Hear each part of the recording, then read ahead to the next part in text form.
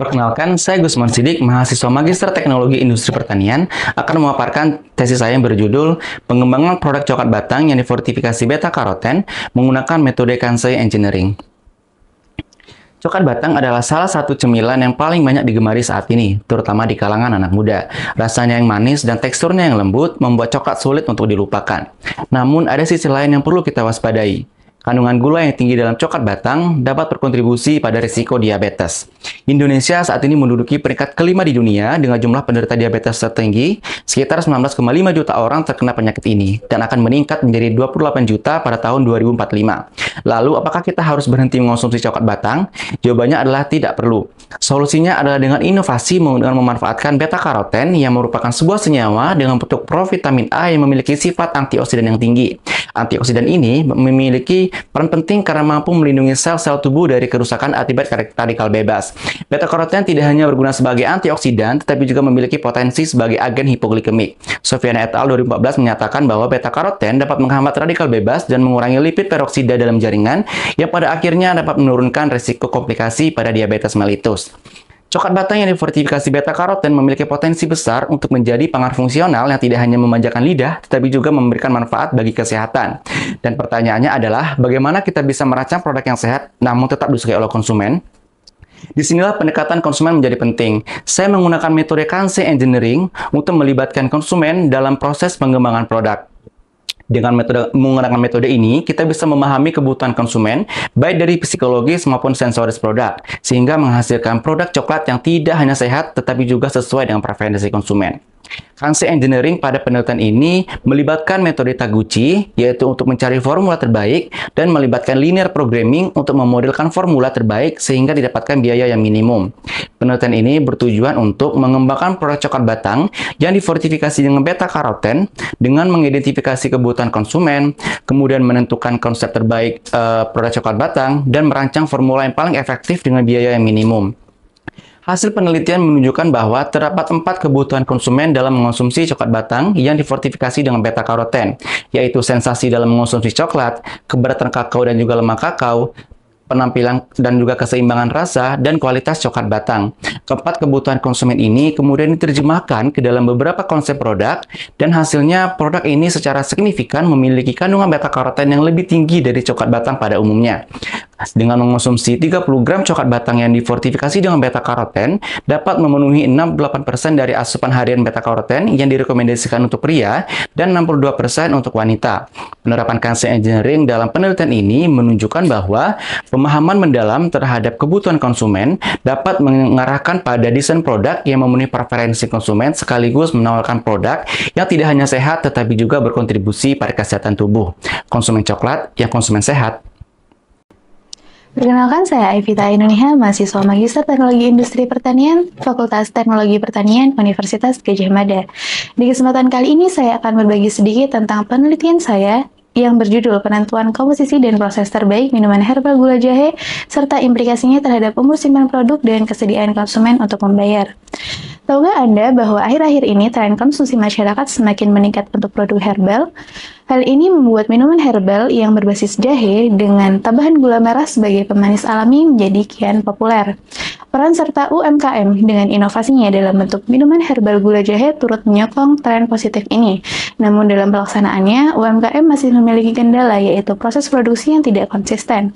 Pencampuran komposisi produk masih sering dilakukan dengan perkiraan, demikian pula kematangan produk yang dinilai berdasarkan insting sehingga membuat produk tidak seragam.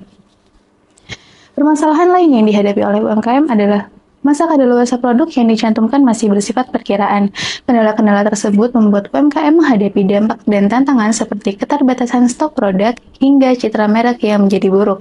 Namun di sisi lain, UMKM masih ragu untuk memperbaiki kualitas produk karena takut akan mempengaruhi penerimaan konsumen dan mempengaruhi keadaan finansial mereka. Berdasarkan hal-hal tersebut, sangat penting untuk melakukan penentuan komposisi dan proses terbaik dari minuman herbal gula jahe dan melihat implikasinya terhadap umur simpan serta kesediaan konsumen untuk membayar.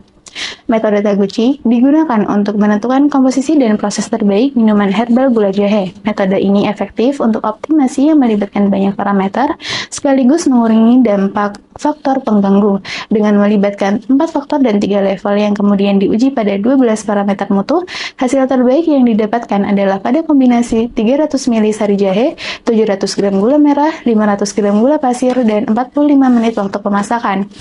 Selanjutnya dilakukan pendugaan umur simpan dari hasil yang didapatkan sebelumnya. Metode Accelerated Shelf-Life Test dengan pendekatan kadar air kritis digunakan karena memungkinkan untuk mengetahui umur simpan produk dengan waktu yang singkat dan membuat lingkungan produk pada kondisi ekstrim.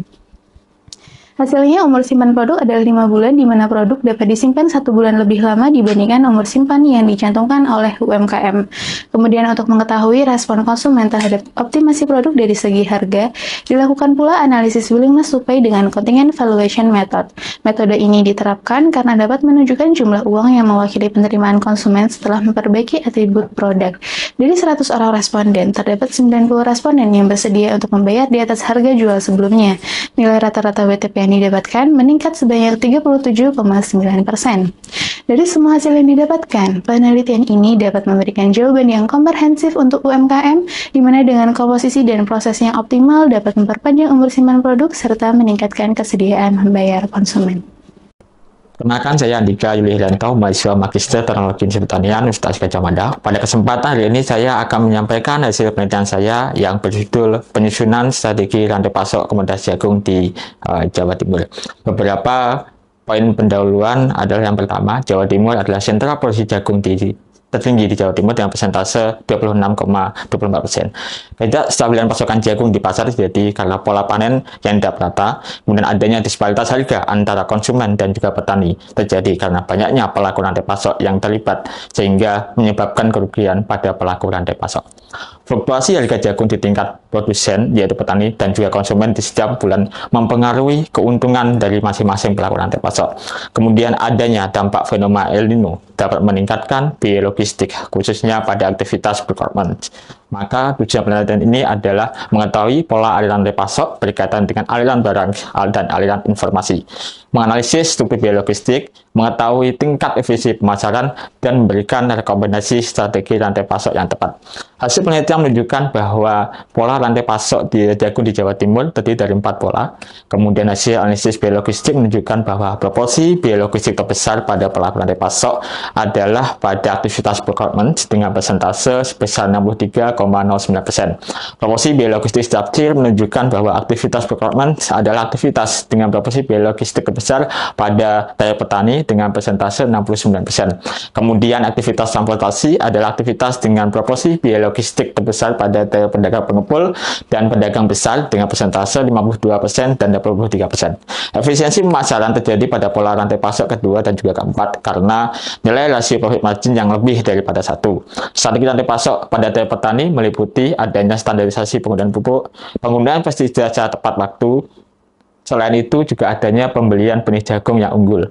Kemudian pemaksimalan jumlah tenaga kerja harus dilakukan. Kemudian strategi rantai pasok pada tiap pedagang pengepul dan juga pedagang besar, yaitu pada aktivitas transportation, meliputi pemaksimalan jumlah muatan kendaraan, kemudian pembuatan gudang penyimpanan jagung pada setiap wilayah di sentra produksi jagung di Jawa Timur. Kemudian ditinjau dari kebijakan strategi yang dilakukan adalah memberikan sosialisasi tentang beli jagung, penggunaan pupuk dan pestisida serta perawatan tanaman agar petani mampu memaksimalkan budidaya tanaman jagung secara tepat. Kemudian pada pemberian rekomendasi pada pedagang pengepul dan juga pedagang besar, yaitu berkaitan dengan transportasi biaya, yaitu adanya biaya bantuan biaya pengiriman untuk pedagang pengepul dan juga pedagang besar untuk menekan biaya pengiriman, melakukan kerjasama kemitraan dengan industri pakan ternak dan juga peternak ayam agar mendapatkan sarana produksi, pengawasan dari industri, dan mendapatkan jaminan pasar yang pasti. Perkenalkan, nama saya Tiastur Prima Ahmadi dari program studi Magister Teknologi Industri Pertanian. Bayangkan ada bahan yang sangat murni dan sangat kuat yang dapat digunakan di berbagai industri, mulai dari industri medis hingga industri pangan. Bahan ini adalah selulosa mikroba yang dihasilkan oleh bakteri seperti Glucon acetobacter silinus. Biasanya, proses pembentukan selulosa ini dipantau dengan cara konvensional dalam rentang waktu yang tertentu. Tetapi, bagaimana jika kita bisa memantau pembentukan selulosa ini secara real time? Inilah inti dari penelitian saya yang berjudul Monitoring Pembentukan Ketebalan Pelikel Bakterial Selulose selama fermentasi dengan variasi sumber karbon berbasis real-time image processing. Saya menggunakan teknologi real-time image processing atau RTIP untuk memantau pembentukan selulosa bakteri selama fermentasi. Alih-alih menunggu hasil akhir, kita bisa melihat setiap langkah pembentukan selulosa ini secara langsung. Ini memberikan pemahaman yang lebih mendalam tentang kinetika pembentukan pelikel selulosa bakteri.